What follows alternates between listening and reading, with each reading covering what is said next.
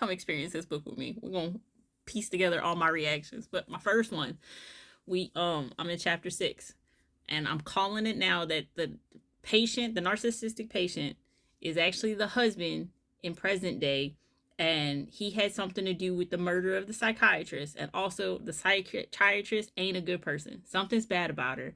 I don't know what yet because we still early, but something bad about her. Chapter 7, my prediction is this bitch is dumb. She swearing up and down on all the holy water in the world. She's swearing up and down, somebody in this house, somebody in this house, somebody in this house. She find a secret room, and her husband ain't there with her, and she about to go in that room. Why would you do that? That's what happens in scary movies. You being too white. Stop it. Ha ha, that's why you got smacked in the face with a cord. I told you not to go in that room. Oh shit, she done found all the cassette tapes that the doctor lady from the house, she found all the cassette tapes in that hidden room. I would be nosy. I would want to listen to every single one of them. I know me. Let's see where this goes. Girl, why did you marry this man if you scared to even tell him that you pregnant? You talking about how he got anger issues and he sounded like a control freak. Why'd you marry this man? We're on chapter 13. And sir, this is a Krusty Krab. It is not a bank. You cannot come and get these counseling services and ask her if you can run up a tab and then get mad at her because she want her bills paid. And I'm even more confirmed now that the narcissist is the husband, because both of them like fine wines. I feel it. We're on chapter 15, and she hearing noises in the house. You know, the house that she went into the secret room of, but we're going to avoid that. But she hearing noises in the house in the middle of the night, and she go up to her husband. She's like, there's somebody in the house. He's like, you saw somebody? She said, no, I heard something downstairs. He goes, that don't mean anything. Bitch, yes, it does. Anyways. And she's like, plus the painting was moved. He goes, I moved it. And he goes, don't worry, I'll protect you. Just trust me. Bitch, I wouldn't trust you as far as I could throw an elephant. Ain't nobody trusting you. You got control issues. And you probably the narcissist from the fucking patient thing. Don't trust no man who tells you to trust him and doesn't check out with the noises at night. Something wrong. I'm still cracking up with this. I've been telling my partner, if I tell you there's a noise in the house and you don't go check it out and you're just like, everything's fine. No, that's how people die. You go check out what the noise is. One of you. And you supposed to be, yes, women can go check it out, but she already tried to check it out. And then she come to you and she's like, hey, I need your help checking it out. And you just like, no, I'd rather sleep, bitch. Leave that man. Leave him. He ain't even worth the jars he could open. You telling me you live in the middle of the woods, you as a professional doctor who makes professional money, despite your dumb decisions, and you ain't got a security system? After everybody, like I thought maybe you was just putting on a show when everybody kept saying, you need a security system, and you was like, I'm good. I thought you just didn't want them to know you have one. So you really ain't got one?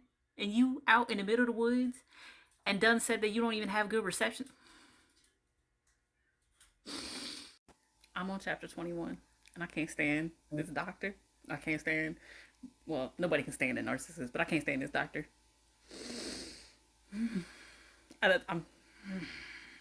What did this man just say about his mama's driving and the car? We on day 2, on chapter 28.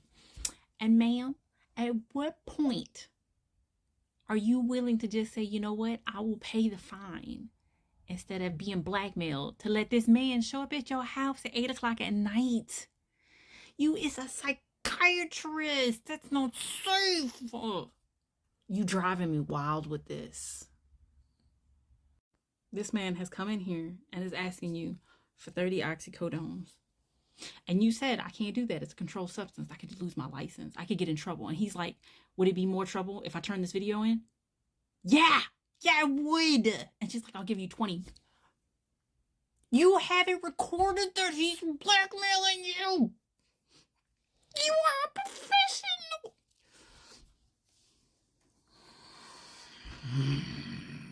We're at chapter 34 now. And I love how every illegal activity that these people doing is somehow not as bad as just slashing a tire of a car.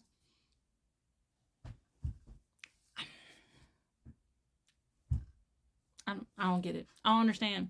Literally all the other crimes that they're committing just to cover up slashing a tire.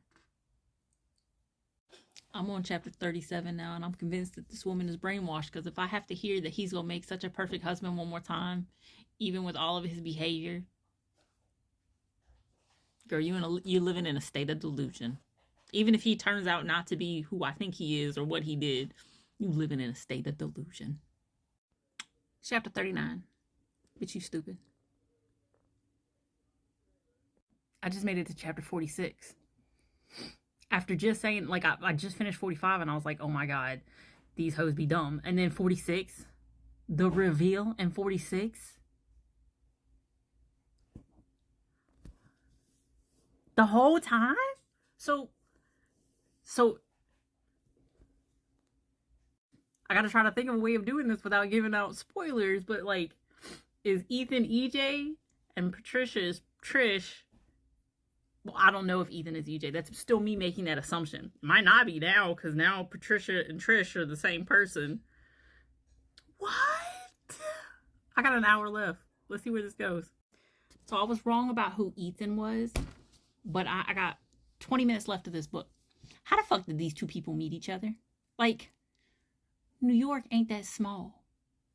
But these two met each other somehow. It's fishy. It's fishy. We're going to find out what happens in the last 20 minutes. Definitely not what I thought was happening, but they still stupid.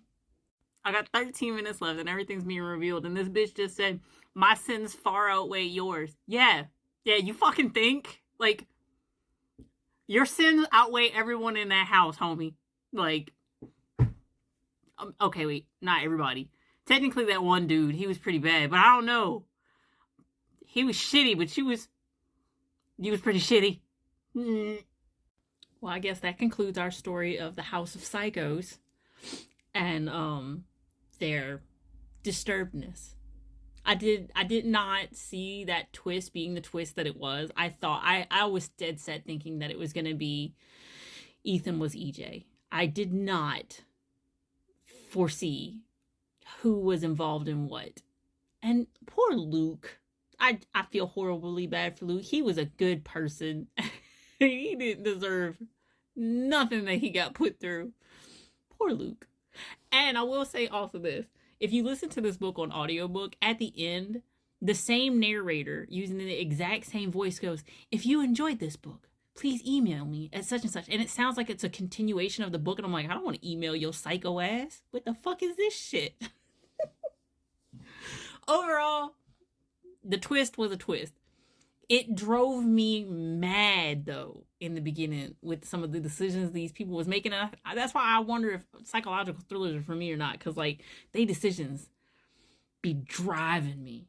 But the twists be twisted, so have fun with this video.